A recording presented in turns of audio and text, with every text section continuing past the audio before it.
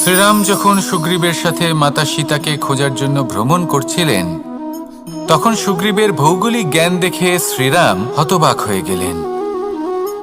তখন সুগ্রীব বললেন যে যখন বালির হাত থেকে উনি পালাচ্ছিলেন, নিজের প্রাণ বাঁচিয়ে পালাচ্ছিলেন, উনি তখন অনেক জায়গায় গেছিলেন, কিন্তু কোথাও যেন উনি যোগ্য আশ্রয় খুঁজে পাচ্ছিলেন না। বালি সুগ্রীবের প্রাণ হরণ করতে চাইছিল, ওকে শেষ করে দিতে চাইছিল, আর সুগ্রীব শুধু নিজের প্রাণ বাঁচিয়ে পালাতে চাইছিল। এক স্থান থেকে অন্য স্থানে, সেই স্থান থেকে আবার আরেক স্থানে।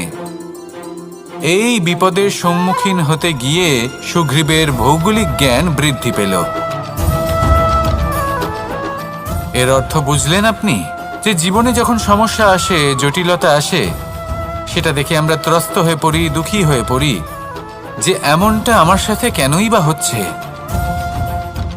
কিন্তু দুঃখী হওয়ার কোনো প্রয়োজন নেই, কারণ এই সমস্যা আমাদের কিছু শিক্ষা দেওয়ার জন্যই আসে। সেই শিক্ষা লাভ করা খুবই প্রয়োজনীয়। সেই শিক্ষার দিকে নিজের মনোনিবেশ করুন, সেই শিক্ষা আত্মস্থ করুন, জীবনে অগ্রসর হন, আর আমার সাথে ভালোবেসে বলুন, রাধা রাধা। অত্যন্ত শ্রেষ্ঠ একটা কথা আছে, যদি একটা দরজা বন্ধ হয় তাহলে ঈশ্বর নিজে আমাদের জন্য আরেকটা দরজা খুলে দেন। কিন্তু কিছু মানুষ আছেন যারা এটা ভাবেন যে আমার সাথে তো এরকম হলোই না, আমাদের জন্য তো কোনো নতুন দরজা খুলল না, কোনো নতুন পথ আমরা খুঁজে পেলাম না। সেই বিষয়ে আমরা চিন্তা করি, দুঃখ পাই যে এরকম কেন হলো। কখনো কখনো নতুন দরজা উন্মুক্ত হয়, কিন্তু পুরনো যে বন্ধ দরজা আছে তার সামনেই আমরা দুঃখী হয়ে বসে থাকি, আর এমন ভাবে বসে থাকি যে নতুন দরজার দিকে আমাদের চোখই যায় না। কখনো কখনো ঈশ্বর জেনে শুনেই আমাদের জন্য নতুন দরজা, নতুন পথ উন্মুক্ত করেন না, কারণ তিনি চান যে আমরা যেন পরিশ্রম করি, কর্ম করি, নিজেকে আরো বেশি শ্রেষ্ঠ করে তুলি, সক্ষম হই, আর নিজের পথ আমরা নিজেই খুঁজে নিই। কখনো কখনো এমনও হয় যে ঈশ্বর চান যে আমরা যেন সেই পথে চলতে শুরু করে দিই। ভবিষ্যতে গিয়ে ঈশ্বর আমাদের সবকিছুই প্রদান করেন। মনে রাখবেন, যে ব্যক্তি নিজের বাড়িতে এসে নিজের দুঃখ নিয়ে বিলাপ করতে থাকেন, সুখ তার দরজায় পৌঁছে গিয়েও বন্ধ দরজা দেখে ফিরে চলে যায়। তাই দুঃখ আমাদের সকলের জীবনে আছে, কিন্তু সেই দুঃখকে আঁকড়ে ধরে বসে থাকবেন না, তাহলে আপনি আসন্ন সুখও ভোগ করতে পারবেন না। আসুন আমার সাথে ভালোবেসে বলুন, রাধা রাধা। জীবনে কখনো আমরা বিজয়ী হই, কখনো আমরা পরাজিত হই, কখনো সুখ আসে, আবার কখনো দুঃখও আসে। আর যখন দুঃখ আসে তখন আমরা আমাদের এই দুঃখ কারোর সাথে ভাগ করতে চাই। আমরা কারোর সাথে নিজের দুঃখ ভাগ করে নিই, আর সেই ব্যক্তি আমাদের দুঃখ নিয়ে উপহাস করে। তখন আমরা আরো দুঃখী হয়ে যাই। আমরা এই সংসারকে দোষ দিতে থাকি, কিন্তু এতে সংসারের কোনো দোষ নেই। ভুল আপনার যে আপনি কোনো কুপাত্রকে নির্বাচন করেছেন দুঃখ ভাগ করার জন্য। মনে রাখবেন, যদি আপনার শরীরে ক্ষতস্থান তৈরি হয় এবং সেই ক্ষত নিয়ে আপনি প্রত্যেক জায়গায় ঘুরে বেড়ান, প্রত্যেক বাড়িতে আপনি ওষুধ হয়তো নাও পেতে পারেন, কিন্তু সেখানে নুন আপনি অবশ্যই পাবেন। সেই জন্য যখনই দুঃখ পাবেন, শুধু সেই ব্যক্তিদের কথা মনে করুন যারা আপনার দুঃখ, আপনার যন্ত্রণাকে বুঝতে পারবে,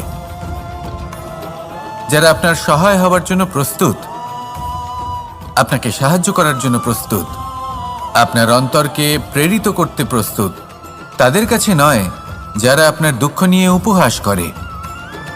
আসুন আর আমার সাথে ভালোবেসে বলুন, রাধা রাধা। প্রত্যেক মানুষ সাফল্যের শিখরে পৌঁছতে চান, প্রত্যেকেই তার জন্য চেষ্টা করেন, প্রত্যেকেই এটা চান যে নিজের নিজের ক্ষেত্রে আমি সর্বোচ্চ শিখরে পৌঁছব। এবার সবসময় আমাদের প্রতিভা পূর্ণরূপে আমাদের সহায়ক হতে পারে না।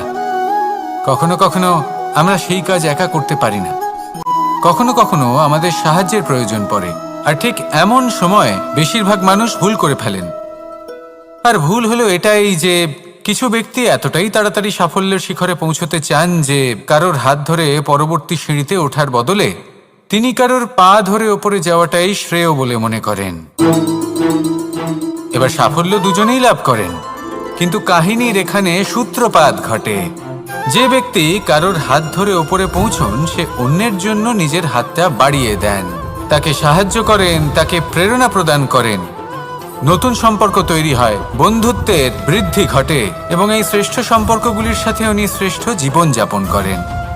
অন্যদিকে সেই ব্যক্তি যে কারোর পা ধরে সাফল্য অর্জন করেছিলেন, সেই ব্যক্তি শুধু একজন দাস হয়ে থেকে যান। শুধু তাকে দেওয়া সমস্ত আদেশ পালন করেন তিনি। তার নিজের কোনো ব্যক্তিত্ব গড়ে ওঠে না।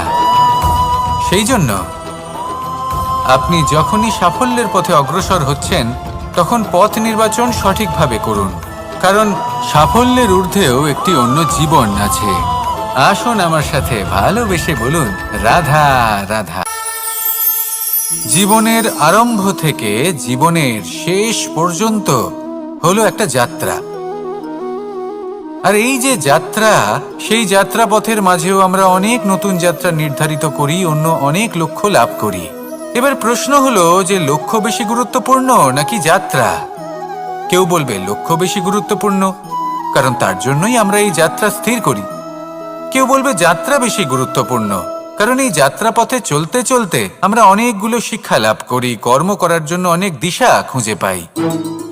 এবার লক্ষ্য এবং যাত্রা এই দুই গুরুত্বপূর্ণ, কিন্তু আরো একটা তথ্য আছে অত্যন্ত গুরুত্বপূর্ণ, যেটা বুঝে নেওয়া খুব প্রয়োজনীয়। আর সেটা হলো আপনার জীবন সাথী। সেই সাথী যে জীবনের সব পদক্ষেপে আপনার সাথে চলবে, আপনার সাথে থাকবে। সেই ব্যক্তির মধ্যে যদি করুণা থাকে, ভালোবাসা থাকে, তাহলে সে আপনাকে সাহায্য করবে, আপনার জন্য আপনার লক্ষ্য নির্ধারণ করবে, আপনাকে জীবনে একটা উচ্চ স্তরে নিয়ে যাবে। কিন্তু যদি সেই ব্যক্তি এর বিপরীত হন, তাহলে কোথাও না কোথাও তাকে পেতে পেতে, তার সাথে থাকতে থাকতে আপনি নিজের লক্ষ্য ত্যাগ করে দেবেন। তাই পথ এবং লক্ষ্য এই দুই নির্বাচন করুন, কিন্তু যখন আপনি জীবন সাথী নির্বাচন করবেন তখন কিছুটা সাবধানে, না হলে আপনার অভিজ্ঞতা সুখময় নয়, অত্যন্ত দুঃখজনক হতে পারে। আসুন আমার সাথে ভালোবেসে বলুন, রাধা রাধা। সকলের মন আনন্দে ভরিয়ে তোলে কোকিলের মধুর স্বর, কিন্তু এই মধুর স্বর আমরা বর্ষাকালে শুনতে পাই না কেন? তার কারণ কিন্তু এটা নয় যে বর্ষাকালে কোকিল অসুস্থ থাকে, তা নয়। কোকিল সিদ্ধান্ত নেয় নীরব থাকার, কিন্তু এই সিদ্ধান্ত কেন নেয়? তার কারণ হলো ব্যাঙ। বর্ষার ঋতুতে অনেক ছোট ছোট স্থানে জল জমে, আর সেই কারণে অনেক ব্যাঙের জন্ম হয়। এবার ওই ব্যাঙগুলোর ধ্বনি এতটাই প্রবল হয় যে তাদের মাঝে এই কোকিল যতই মধুর সুরে ডাকুক না কেন, তার স্বর আমাদের কানে পৌঁছবে না। সেই জন্য ও সিদ্ধান্ত নেয় চুপ থাকার। আর এটাই হলো আমাদের জীবনের শিক্ষণীয় বিষয়। আপনি যদি এমন কোথাও থাকেন যেখানে আপনার আশেপাশে মূর্খ মানুষ আছেন, তাহলে সেখানে চুপ করে থাকাই হলো সবথেকে শ্রেষ্ঠ সিদ্ধান্ত। কারণ ওই মূর্খদের চিৎকারের সামনে কেউ আপনার জ্ঞানের কথা বুঝতেই পারবে না। সেই জন্য সেখানে চুপ করে থাকুন। পরবর্তীতে গিয়ে যেমন এই ব্যাঙের ডাক, এটা শান্ত হবে আর তারপর থেমে যাবে, ঠিক তেমন মূর্খদের সময় একটা নির্দিষ্ট কালের পর গত হয়, আর তারপরে আসে বিবেকবানদের সময়, আপনার সময়। শুধু ধৈর্য ধরুন। আসুন আর আমার সাথে ভালোবেসে বলুন, রাধা রাধা। মস্তিষ্কের মেধা প্রত্যেক মানুষের কাছেই আছে। এর বর্গীকরণ করা সম্ভব তিনটি স্তরে: নিম্ন, মধ্য এবং উচ্চ। এবার সেই ব্যক্তি যার মস্তিষ্ক মেধা নিম্ন স্তরের, তিনি কোন বিষয়ে কথা বলেন, কোন বিষয়ে আলোচনা করেন, কি কি সেই বিষয় যা নিয়ে এনারা ভাবেন? লেনদেন, লাভ ক্ষতি, সম্পর্ক ভাঙা গড়া, জীবনের এই ছোট ছোট বিষয়গুলি। এর ঊর্ধ্বে এনাদের কথা এবং ভাবনা যায়ই না। এবার যে ব্যক্তি এমন হন যার মস্তিষ্ক মেধা মধ্যস্তরের, সেই ব্যক্তি কি করেন, কোন বিষয়ে কথা বলেন? জীবনের ঘটনাগুলির বিষয়ে কথা বলেন। কি হয়েছিল, কিভাবে হয়েছিল, কিভাবে সেটা আরো বেশি শ্রেষ্ঠ করে তোলা সম্ভব। আর সেই ব্যক্তি যাদের মস্তিষ্ক মেধা উচ্চ স্তরে থাকে, তারা কি নিয়ে ভাবেন, তারা কি নিয়ে আলোচনা করতে থাকেন? তিনি ভাবেন যে কিভাবে নিজের চিন্তা ভাবনা আরো বেশি শ্রেষ্ঠ করে তোলা সম্ভব। তিনি ভাবেন যে কিভাবে আমরা নিজেদের অপগুণগুলিকে দূর করে দিতে পারি, কারণ সেটা করতে পারলে জীবন আপনা থেকেই শ্রেষ্ঠ হয়ে উঠবে। মস্তিষ্ক মেধা আমাদের সবার কাছে আছে। এবার আমাদের এটা বেছে নিতে হবে যে কোন স্তরটা আমরা আপন করতে চাই। যদি আজকের এই মুহূর্তে আপনি নিম্ন স্তরেও থাকেন, তাহলে তা মেনে নিন, চিন্তার কোনো বিষয় নেই। এখনো চাইলে আপনি উচ্চ স্তরে পৌঁছতেই পারেন। সেটাই বেছে নিন, জীবন শ্রেষ্ঠ করে তুলুন, আর আমার সাথে ভালোবেসে বলুন, রাধা রাধা। এই সংসারের প্রত্যেক মানুষ কোনো না কোনো স্থানে অবশ্যই যান। অনেক অনেক স্থানে তাদের যেতে হয়। এবার এমন কিছু মানুষ আছেন যারা সেই স্থানে হয়তো কখনোই যাননি। উদাহরণ হিসেবে বলবো, কিছু মানুষ আছেন যারা মন্দিরে যান, চিকিৎসালয়ে যান, কিছু মানুষ কারোর বিবাহ উৎসবে যান। আবার কিছু মানুষ আছেন যারা নাস্তিক হন এবং কখনোই মন্দিরে যান না। কিছু মানুষ অসুস্থ হন না, তাই চিকিৎসালয়ে যেতে হয় না। এমনও কিছু মানুষ থাকেন যারা সামাজিক উৎসব থেকে দূরে থাকাটাই পছন্দ করেন। যে কোনো মানুষ হোক, যা কিছুই তার চয়ন হোক না কেন, প্রত্যেক মানুষকে একটি স্থানে অবশ্যই যেতে হয়। এমন একটি স্থান আছে, সেই স্থানের নাম হলো মৃত্যুদ্বার। এবার এটা আবশ্যক নয় যে ঠিক মৃত্যুর পরেই আপনি মৃত্যুদ্বারে পৌঁছে যাবেন। এমন অনেক মানুষ আছেন যারা মৃত্যুর পূর্বেই মৃত্যুদ্বারে পৌঁছে ফিরে এসেছেন, আর তারা অনুভব করেছেন যে এই সংসারের সময় চক্রের সম্মুখে তাদের অস্তিত্ব কতটা ক্ষীণ। ওনারা এই কথা বুঝে গেছেন। বড় বড় জ্ঞানী মহান ব্যক্তি ছিলেন, তারা এসেছেন, কর্ম করেছেন এবং শেষে তারাও মৃত্যুদ্বারে প্রবেশ করেছেন। অবশেষে তারাও পঞ্চমহাভূতের সাথে মিলিত হয়েছেন। তাহলে আপনার কিসের এত অহংকার? এই জীবনে কেউ অমর নন। জীবনে কতদিন আমরা বাঁচবো এটাও আমরা জানি না। তাই এই জীবন যাপন করুন। এই জীবনের প্রত্যেক মুহূর্ত এমনভাবে যাপন করুন, এই কথা মাথায় রেখে যে যে কোনো মুহূর্তে আমাদের মৃত্যুদ্বারে প্রবেশ করতে হতে পারে, তাই না? আসুন আর আমার সাথে ভালোবেসে বলুন, রাধা রাধা। এই জীবনে তিনটি গুরুত্বপূর্ণ শব্দ আছে যা বোঝা আমাদের কাছে খুব গুরুত্বপূর্ণ, এবং এই তিনটি শব্দের নিজস্ব অর্থ আছে। প্রথম হলো সঙ্গবদ্ধতা, অর্থাৎ একসাথে মিলে কাজ করতে হবে, একসাথে মিলে পরিশ্রম করতে হবে, সামনে এগোতে হবে। এরকম করতে পারলে আপনার শক্তি বৃদ্ধি পাবে, আপনার ক্ষমতা বৃদ্ধি পাবে, আপনি এগোতে পারবেন এবং অনেক দূরে যেতে পারবেন। দ্বিতীয় হলো আত্মবিশ্বাস। হেরে যাওয়া বস্তুও আবার জিতে নিতে পারবেন। যদি আপনার নিজের আত্মবিশ্বাস থাকে, তাহলে আপনি কখনো পরাজিত হবেন না। এবং তৃতীয় হলো অহংকার। জয়লাভ করার পরেও কিন্তু এটা আপনাকে পরাজিত করতে পারে।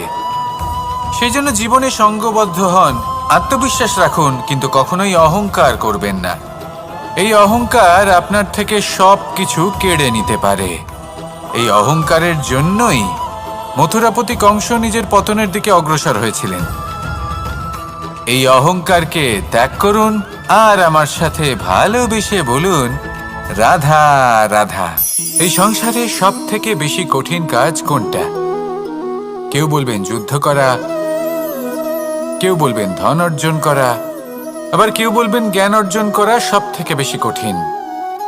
এবার প্রত্যেক ব্যক্তির নিজস্ব অভিজ্ঞতা আছে, আর সেই অনুসারে তার নিজস্ব একটা উত্তর আছে।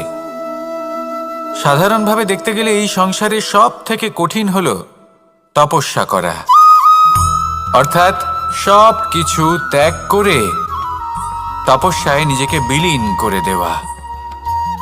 এবার এর থেকে বেশি কঠিন এই সংসারে আর কি বা হতে পারে? এই সংসারে, এই সমাজে নিজের পরিবারের মধ্যে থেকেও ধৈর্য ধরে সামনে অগ্রসর হওয়া। এটা হলো সবথেকে কঠিন কাজ। কারণ যখন আপনি তপস্যা করেন তখন সেখানে আপনার ধৈর্য ভাঙার মতো কেউ থাকেন না, না কোনো বন্ধু, না কোনো আত্মীয়, না কোনো শত্রু, কেউ না। কিন্তু যখন আপনি এই সমাজে, এই পরিবারে থাকেন, কোনো না কোনো ব্যক্তি এসে আপনার ধৈর্যের বাঁধ ভেঙে দেওয়ার ক্ষমতা রাখেন। তারা আপনার ধৈর্যের বাঁধ ভেঙে দেয়, আর কখনো কখনো তারা অনিচ্ছাকৃতভাবেই সেটা করে থাকেন। কারণ তাদের মানসিকতা আপনার থেকে আলাদা, তাদের কর্ম আপনার থেকে আলাদা, তাদের দৃষ্টিভঙ্গি আপনার থেকে আলাদা, জীবন যাপন আপনার থেকে আলাদা। সেক্ষেত্রে আপনি ধৈর্যচ্যুত হন, প্রসন্নতা আপনার থেকে ছিনিয়ে নেওয়া হয়। সেই জন্য এই সংসারে, এই পরিবারের থেকেও ধৈর্য ধরে সামনে অগ্রসর হওয়া কোনো পর্বতের শিখরে গিয়ে তপস্যা করার থেকেও অনেক বেশি কঠিন। আর যে ব্যক্তি এই সমাজেই, এই পরিবারে, সেই সকল মানুষের মধ্যে থেকে গিয়েও ধৈর্য ধরে অগ্রসর হতে থাকেন, যারা এই কাজটা শিখে নিতে পারেন, তারাই কিন্তু জীবনে আনন্দ লাভ করতে পারেন। এই ধৈর্যই শেষে আপনার জীবনে প্রসন্নতা বহন করে আনবে। তাই ধৈর্য ধরে জীবনের পথে অগ্রসর হন আর আমার সাথে ভালোবেসে বলুন, রাধা রাধা। আমরা সবাই জীবনে অগ্রসর হতে চাই, তার জন্য চেষ্টা করি, পরিশ্রম করি, কিন্তু কখনো কখনো আমাদের আশেপাশের কিছু মানুষ, যেমন আমাদের আত্মীয়, আমাদের বন্ধু, আমাদের শত্রু, এদেরকে এগিয়ে যেতে দেখে আমরা কখনো কখনো নিজেরা থেমে যাই। এর অর্থ কি তার মানে এটা যে আমাদের কোনো খামতি ছিল বা আমরা কোনো ভুল করে ফেলেছি? না, বেশিরভাগ সময় আমাদের কোনো ভুল থাকে না, আমাদের কোনো খামতিও থাকে না। শুধু একটা ছোট্ট বিষয় আছে যেটা আমরা বুঝতে পারি না। আমরা চেষ্টা করি অন্যদের জীবনযাত্রা দেখতে। আমরা দেখতে চেষ্টা করি যে তাদের জীবনে তারা কিভাবে এগিয়ে চলেছেন, অগ্রসর হওয়ার জন্য ওনারা কি কি করছেন, আর যা করছেন তাতে ওনারা কিভাবে উপকৃত হচ্ছেন। আমরা চেষ্টা করি তাদের জীবনযাত্রার দিকে তাকানোর, ওনাদের গতিবিধির দিকে নজর দেওয়ার এবং সেটা বুঝতে চেষ্টা করার। সেই জন্যই আমরা পিছিয়ে পড়ি। জীবনে যদি আপনি এগোতে চান তাহলে আপনাকে নিজের নজর সামনের দিকে রাখতে হবে, পদক্ষেপও সেই অনুযায়ী নিয়ে সামনে এগোতে হবে। নিজের গতিবিধি লক্ষ্য করুন, নিজের পরিকল্পনা বিচার করুন, নিজের চেষ্টা, নিজের অভিজ্ঞতার দিকে নজর দিন, আর সেই মতো অগ্রসর হন। এমন কোনো সাফল্য নেই যে আপনি লাভ করতে পারবেন না। আসুন আমার সাথে ভালোবেসে বলুন, রাধা রাধা। এই সংসারে এমন অনেক মানুষ আছেন যারা এটা চান যে সবকিছু তাদের ইচ্ছা অনুসারে চলবে এবং সেই চেষ্টাই করতে থাকেন। কিন্তু সত্যি হলো এটাই যে এই সংসারের নির্মাণ কোনো মানুষ করেনি, এবং সেই জন্য এই সংসার কোনো মানুষের ইচ্ছা অনুসারে চলবে না, বরং মানুষকে সংসারের ইচ্ছা অনুসারে চলতে হবে। যদি আপনার জীবনে এমন কোনো পরিস্থিতি আসে যাতে আপনি হয়তো দুঃখ পেলেন, কষ্ট পেলেন এবং সেটা বদলাতে চান, তাহলে তা বদলানোর চেষ্টা করুন। যদি অসফল হন তাহলে আবার চেষ্টা করুন, নিরন্তর চেষ্টা করুন। কিন্তু যদি না করতে পারেন তাহলে মেনে নিন যে এই পরিস্থিতি বদলানো সম্ভব নয়। সেই পরিস্থিতিকে বদলানোর চেষ্টাকে ত্যাগ করে দিন। যদি চান তাহলে সেই পরিস্থিতি থেকে দূরে চলে যেতে পারেন, কিন্তু নিজেকে প্রসন্ন রাখুন। আপনার এই শরীর, এই মন, এই জীবন আপনি লাভ করেছেন, তাই আপনার কর্তব্য হলো নিজের যত্ন নেওয়া, নিজেকে প্রসন্ন রাখা। আপনি যদি নিজেকে প্রসন্ন রাখেন তাহলেই এই সংসারকে আপনি প্রসন্ন রাখতে চেষ্টা করতে পারবেন। তাহলে প্রসন্ন থাকুন আর মনে এই প্রসন্নতা নিয়ে বলুন, রাধা রাধা। এই হাঁড়িটাকে দেখুন, এই হাঁড়িটা মাটি দ্বারা নির্মিত, আর এই বস্তুটি আমার খুবই প্রিয়। ছোটবেলায় মা এই হাঁড়িতেই মাখন বানিয়ে রাখতেন, কিন্তু যেই আমি সুযোগ পেতাম আমি সেই হাঁড়ি ভেঙে সমস্ত মাখন খেয়ে ফেলতাম। কিন্তু আমার মনে হয় একটা বিশেষ ব্যাপার আছে, যখনই এটার মধ্যে মাখন রাখা হতো তখন মাখন ঠান্ডা হয়ে যেত। আর আমি ভাবতাম এটা কিভাবে সম্ভব হতে পারে, যেখানে এটা নিজেই নির্মিত হয়েছে আগুনে তপ্ত হয়ে। এটা নির্মিত হয়েছে এইভাবেই, কিন্তু এর ভেতরে সবই শীতল থাকে, এটা কিভাবে সম্ভব? এটা এই কারণে সম্ভব কারণ এই হাঁড়ি এমন কিছু জানে যেটা জানা আমাদের জন্য খুব প্রয়োজনীয়। যার জন্ম হয়েছে মাটি থেকে, যার ভবিষ্যৎ হলো মাটি, আর ভেঙে যাওয়ার পরে যা কি সেই মাটিতেই মিশে যেতে হবে, তার নিজের অন্তরে অহংবোধের উত্তাপ ধরে রেখে কি লাভ? এটাই হলো জীবনের একটি সার কথা, যেটা আমাদের সকলকে বুঝতেই হবে, শিখতে হবে, যাপন করতে হবে। আর যখন আপনি উপলব্ধি করবেন যে আপনি নশ্বর, যখন উপলব্ধি করবেন যে আপনার জন্মের আগেও আপনার কোনো অস্তিত্ব ছিল না, আর মৃত্যুর পরেও আপনার কোনো অস্তিত্বই থাকবে না, জীবনে কোনো কিছুই আপনার ছিল না, আজও নেই আর না ভবিষ্যতে কখনো হবে, তখন আপনা থেকেই জন্ম এবং মৃত্যুর মাঝে এই যে সময় থাকে যাকে আমরা জীবন বলি, সেটা আপনি শান্তভাবে যাপন করতে শুরু করবেন। সেই জন্য জীবনে কখনোই অহংকার করবেন না, শুধু শুরু এবং শেষের কথা মনে রাখবেন। তাহলে আজকের এই বর্তমান শান্তিপূর্বক প্রসন্ন চিত্তে যাপন করতে পারবেন এবং এই মন প্রসন্ন হয়ে বলবে, রাধা রাধা। আজ আমি আপনাদের একটা কাহিনী শোনাবো। এটা হলো একটা বিশাল আকার বটগাছের এবং একটি নিম গাছের গল্প। এই নিম গাছটা সেই বটগাছের কাছেই অবস্থিত ছিল। একদিন কয়েকজন কাঠুরে বনে প্রবেশ করলেন। তাদের দেখে এই নিম গাছ খুব ভয়ভীত হয়ে পড়ল ও সেই বটগাছের কাছে সাহায্য চাইল।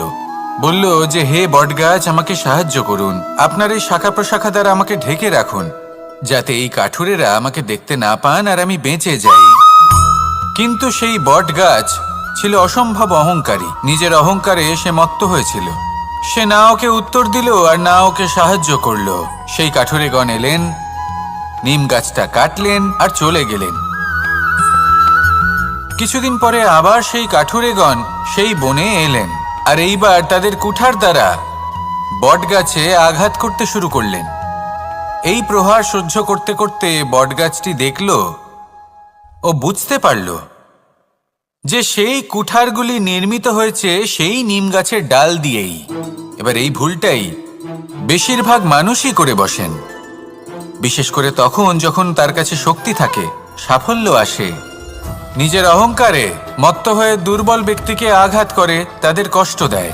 কখনো এটা ভাবে না যে ভবিষ্যতে এরাই তাদের পতনের কারণ হতে পারে। তাই যদি আপনার কাছে শক্তি থাকে আর আপনি সাফল্য লাভ করতে থাকেন, তাহলে নিজেকে শান্ত করুন এবং এই অহংকারকে ত্যাগ করুন। যদি কেউ দুর্বল হয় তাহলে তাকে আঘাত করবেন না, তাকে কষ্ট দেবেন না, বরং তাকে সাহায্য করুন, পারলে তাকে রক্ষা করুন। আসুন আর আমার সাথে ভালোবেসে বলুন, রাধা রাধা। আমাদের জীবনে সবসময় এটাই শেখানো হয় যে কখনো কারোর নিন্দা করবে না। কিন্তু আজকের দিনে সত্য হলো এটাই যে প্রত্যেক ব্যক্তি কোনো না কোনো সময় কোনো না কোনো মানুষের নিন্দা করেই থাকেন। এবার আপনি কারোর নিন্দা করলে সবসময় এর অর্থ এটা নয় যে আপনার মন মলিন। কখনো কখনো এমন কিছু পরিস্থিতির জন্ম হয়, কিছু ব্যক্তি আমাদের এমন দুঃখ দেন যে সেই দুঃখের বশে আমরা নিন্দা করতে শুরু করি। এবার নিন্দার বিষয়ে এমন এক সত্য আছে যেটা জানা প্রয়োজনীয়, যেটা আমি আপনাকে একটা উদাহরণ দিয়ে বোঝাবো। আপনি কখনো একটা চিত্র অঙ্কন করতে চেষ্টা করবেন, যতক্ষণ না সেই রং আমাদের হাতে লেগে যাচ্ছে ততক্ষণ আমাদের সেই চিত্র পূর্ণই হয় না।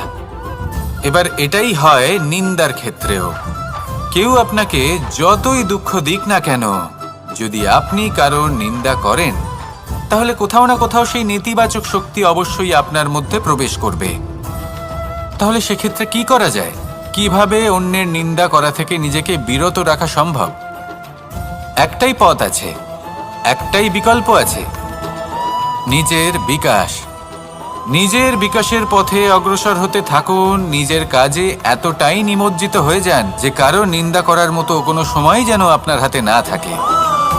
তাতে আপনার মনও মলিন হবে না, আর জীবনে অনেক দরজা আপনার জন্য খুলে যাবে। আসুন আমার সাথে ভালোবেসে বলুন, রাধা রাধা। শ্রীরাম যখন সুগ্রীবের সাথে মাতা সীতাকে খোঁজার জন্য ভ্রমণ করছিলেন, তখন সুগ্রীবের ভৌগোলিক জ্ঞান দেখে শ্রীরাম হতবাক হয়ে গেলেন।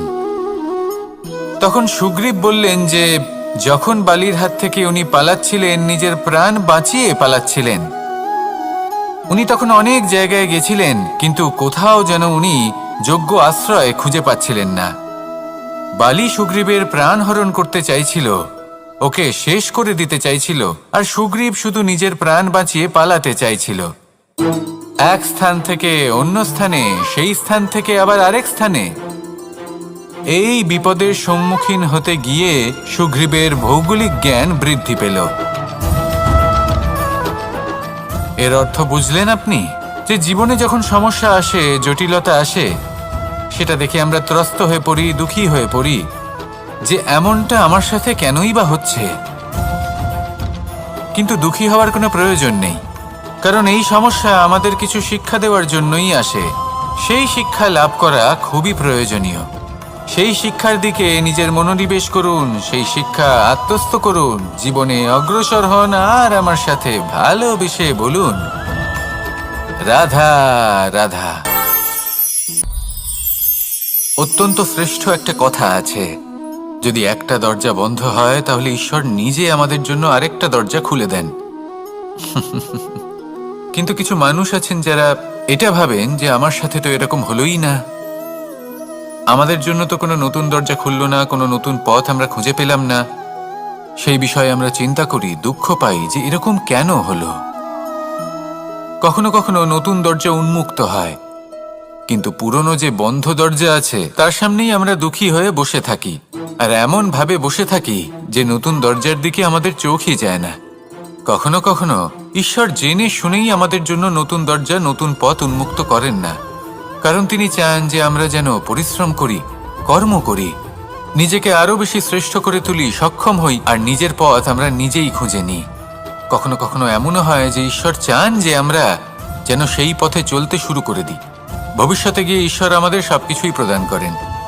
মনে রাখবেন, যে ব্যক্তি নিজের বাড়িতে এসে নিজের দুঃখ নিয়ে বিলাপ করতে থাকেন, সুখ তার দরজায় পৌঁছে গিয়েও বন্ধ দরজা দেখে ফিরে চলে যায়। তাই দুঃখ আমাদের সকলের জীবনে আছে, কিন্তু সেই দুঃখকে আঁকড়ে ধরে বসে থাকবেন না, তাহলে আপনি আসন্ন সুখও ভোগ করতে পারবেন না। আসুন আমার সাথে ভালোবেসে বলুন রাধা রাধা। জীবনে কখনো আমরা বিজয়ী হই, কখনো আমরা পরাজিত হই, কখনো সুখ আসে, আবার কখনো দুঃখও আসে। আর যখন দুঃখ আসে তখন আমরা আমাদের এই দুঃখ কারোর সাথে ভাগ করতে চাই। আমরা কারোর সাথে নিজের দুঃখ ভাগ করে নিই, আর সেই ব্যক্তি আমাদের দুঃখ নিয়ে উপহাস করে।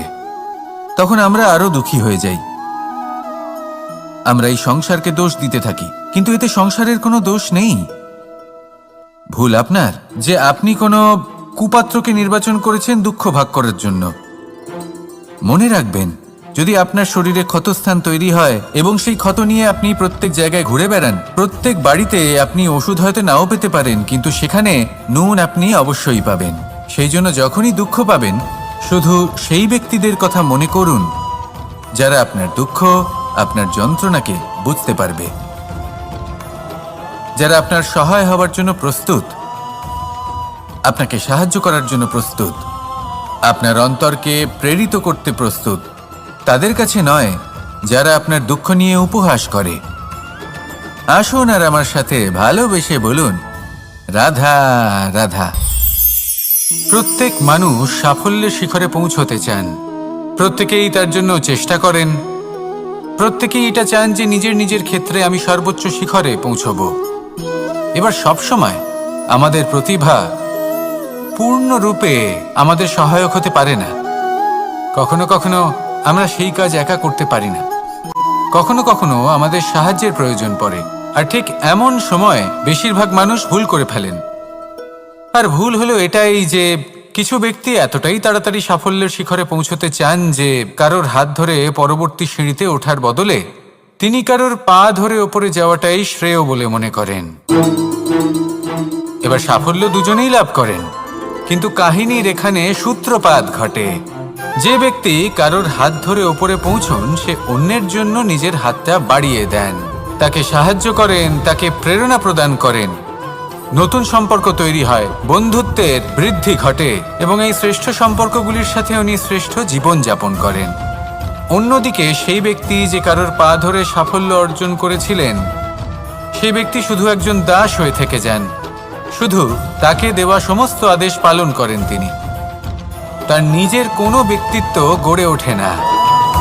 সেই জন্য আপনি যখনই সাফল্যের পথে অগ্রসর হচ্ছেন তখন পথ নির্বাচন সঠিকভাবে করুন, কারণ সাফল্যের ঊর্ধ্বেও একটি অন্য জীবন আছে। আসুন আমার সাথে ভালোবেসে বলুন, রাধা রাধা। জীবনের আরম্ভ থেকে জীবনের শেষ পর্যন্ত হলো একটা যাত্রা। আর এই যে যাত্রা, সেই যাত্রা পথের মাঝেও আমরা অনেক নতুন যাত্রা নির্ধারিত করি, অন্য অনেক লক্ষ্য লাভ করি। এবার প্রশ্ন হলো যে লক্ষ্য বেশি গুরুত্বপূর্ণ নাকি যাত্রা? কেউ বলবে লক্ষ্য বেশি গুরুত্বপূর্ণ, কারণ তার জন্যই আমরা এই যাত্রা স্থির করি। কেউ বলবে যাত্রা বেশি গুরুত্বপূর্ণ, কারণ এই যাত্রা পথে চলতে চলতে আমরা অনেকগুলো শিক্ষা লাভ করি, কর্ম করার জন্য অনেক দিশা খুঁজে পাই। এবার লক্ষ্য এবং যাত্রা এই দুই গুরুত্বপূর্ণ, কিন্তু আরো একটা তথ্য আছে অত্যন্ত গুরুত্বপূর্ণ, যেটা বুঝে নেওয়া খুব প্রয়োজনীয়। আর সেটা হলো আপনার জীবন সাথী। সেই সাথী যে জীবনের সব পদক্ষেপে আপনার সাথে চলবে, আপনার সাথে থাকবে। সেই ব্যক্তির মধ্যে যদি করুণা থাকে, ভালোবাসা থাকে, তাহলে সে আপনাকে সাহায্য করবে, আপনার জন্য আপনার লক্ষ্য নির্ধারণ করবে, আপনাকে জীবনে একটা উচ্চ স্তরে নিয়ে যাবে। কিন্তু যদি সেই ব্যক্তি এর বিপরীত হন, তাহলে কোথাও না কোথাও তাকে পেতে পেতে, তার সাথে থাকতে থাকতে আপনি নিজের লক্ষ্য ত্যাগ করে দেবেন।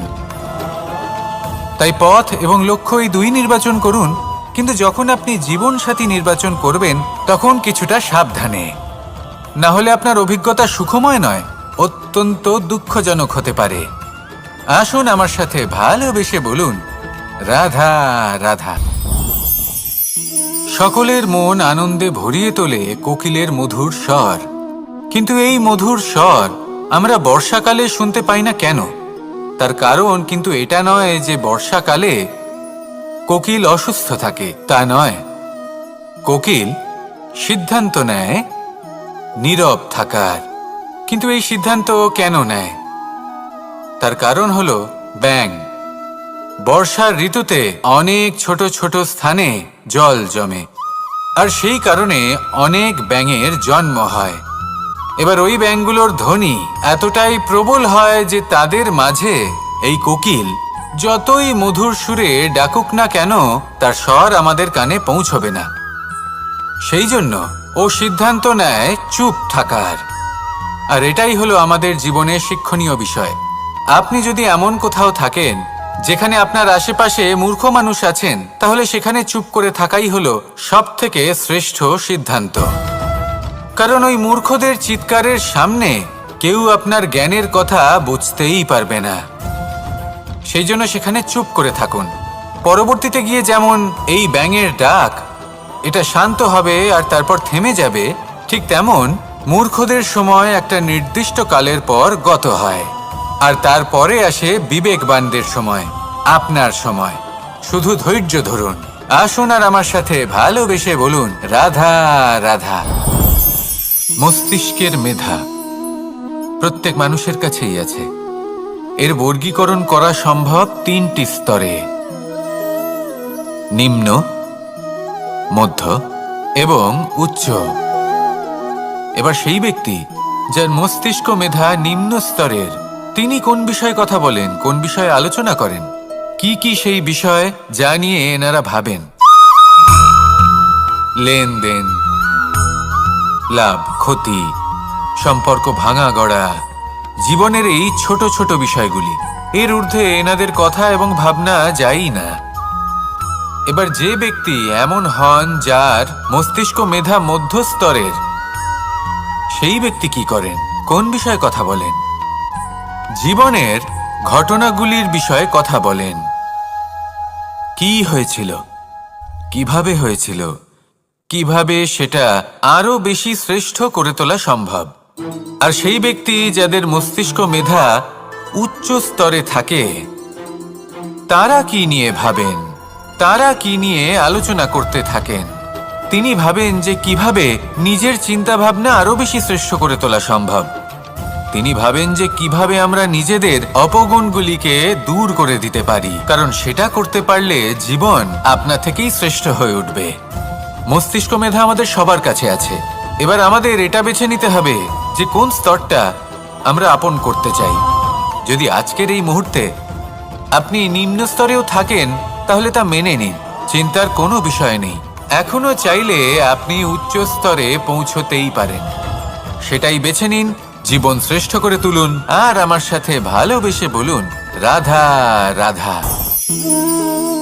এই সংসারের প্রত্যেক মানুষ কোনো না কোনো স্থানে অবশ্যই যান। অনেক অনেক স্থানে তাদের যেতে হয়। এবার এমন কিছু মানুষ আছেন যারা সেই স্থানে হয়তো কখনোই যাননি। উদাহরণ হিসেবে বলবো, কিছু মানুষ আছেন যারা মন্দিরে যান, চিকিৎসালয়ে যান, কিছু মানুষ কারোর কারোর বিবাহ উৎসবে যান। আবার কিছু মানুষ আছেন যারা নাস্তিক হন এবং কখনোই মন্দিরে যান না। কিছু মানুষ অসুস্থ হন না, তাই চিকিৎসালয়ে যেতে হয় না। এমনও কিছু মানুষ থাকেন যারা সামাজিক উৎসব থেকে দূরে থাকাটাই পছন্দ করেন। যে কোনো মানুষ হোক, যা কিছুই তার চয়ন হোক না কেন, প্রত্যেক মানুষকে একটি স্থানে অবশ্যই যেতে হয়। এমন একটি স্থান আছে, সেই স্থানের নাম হলো মৃত্যুদ্বার। এবার এটা আবশ্যক নয় যে ঠিক মৃত্যুর পরেই আপনি মৃত্যুদ্বারে পৌঁছে যাবেন।